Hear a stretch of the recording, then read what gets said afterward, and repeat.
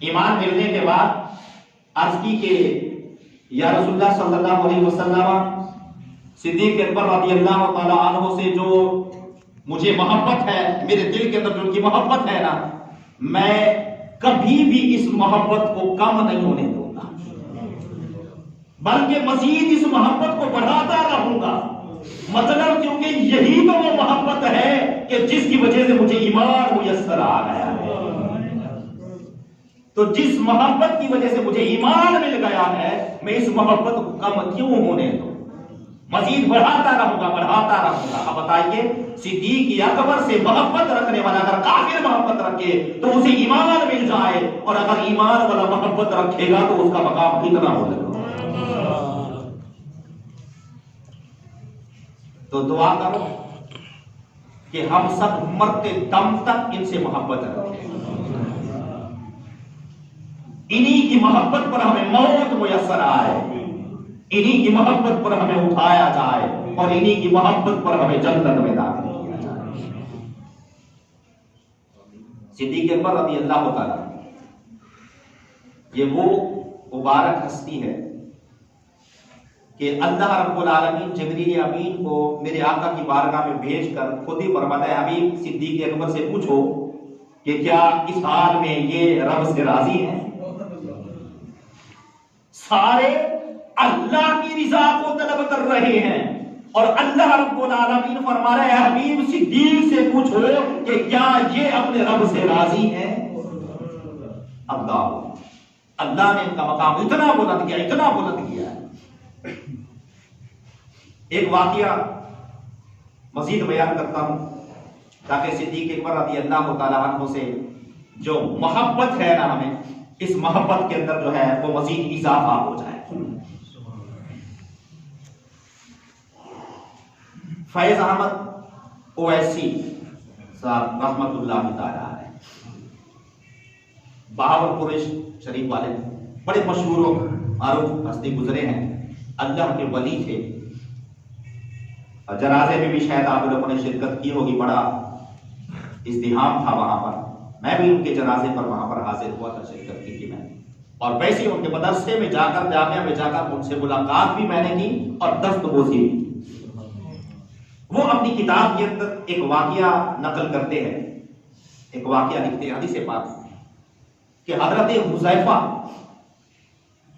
رضی اللہ تعالیٰ روایت کرتے ہیں کہ ایک مرتبہ حضور نبی کریم صلی اللہ علیہ وآلہ وسلم نے نماز فجر پڑھانا شروع کی، نماز فجر پڑھانا شروع کی۔ تو ابھی نماز فجر کی پہلی رکعت تھی، آپ قرات کر رہے تھے، صدیق اکبر رضی اللہ تعالیٰ عنہ پہلی صف کے اندر موجود تھے کہ آپ کو وضو میں شک گزرا کہ شاید میرا وضو نہیں ہے، پھر یقین ہو گیا، آپ صف سے باہر نکل آئے وضو کرنے کے لیے۔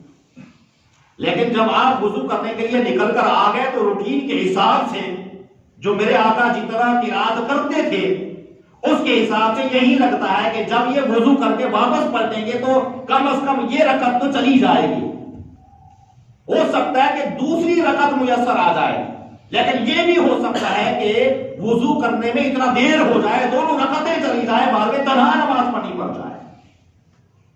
آپ باہر نکلتے ہیں مسجد سے،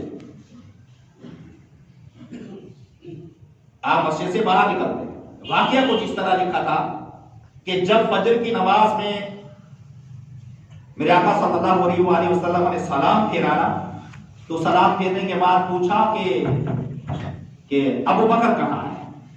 عرض کی حضور میں حاضر ہوں، اور میں ابو بکر کیا تم نے پہلی رکعت میرے ساتھ پا لی تھی؟ ابو بکر کیا تم نے پہلی رکعت میرے ساتھ نماز میں پا لی تھی؟ پھر عرض کی رسول اللہ صلی اللہ علیہ وسلم ہوا کچھ اس طرح کہ جب پہلی رکعت تھی میں جو ہے وہ پہلی جو ہے صف کے اندر موجود تھا، شک گزرا، وضو کا یقین ہو گیا، پھر میں چلا وضو کرنے کے لیے، مسجد کے دروازے سے باہر نکلا کہ غیب سے ندا آئی، غیب سے ندا آئی، مجھے پکارا کہ ابو بکر پانی لیجیے اور وضو کیجیے۔ غیب سے آواز تو آئی ہے مگر میں نے دیکھا نہیں. غیب سے آواز آئی مگر میں نے ادھر ادھر دیکھا, مجھے کوئی نظر نہیں آیا. دیکھا تو صحیح مگر مجھے کوئی نظر نہیں آیا. لیکن میں نے دیکھا کہ ایک برتن ہے, سونے کا برتن ہے, اس کے اندر پانی رکھا ہوا ہے اور اس پر جو ہے کپڑا رکھا ہوا ہے جس سے اس کا منہ ڈھکا ہوا ہے. جب میں آگے آیا اور کپڑے پر دیکھا تو اوپر لکھا ہوا تھا لا الہ الا اللہ محمد رسول اللہ صلی اللہ علیہ وسلم و ابو بکر الصدیق. لکھا ہوا تھا اللہ کے سوا کوئی معبود نہیں اور محمد صلی اللہ علیہ وسلم اللہ کے رسول ہے اور ابو بکر یہ صدیق ہے. اس کپڑے میں یہ لکھا ہوا تھا. میں نے اٹھایا, اندر نہایت صاف و شفاف پانی تھا, میٹھا پانی تھا. میں نے جو ہے اسے وضو کیا اور وضو کرنے کے بعد پھر آیا, یہاں تک کہ آپ ابھی پہلی رکعت ہی میں قرات فرما رہے ہیں. سبحان اللہ.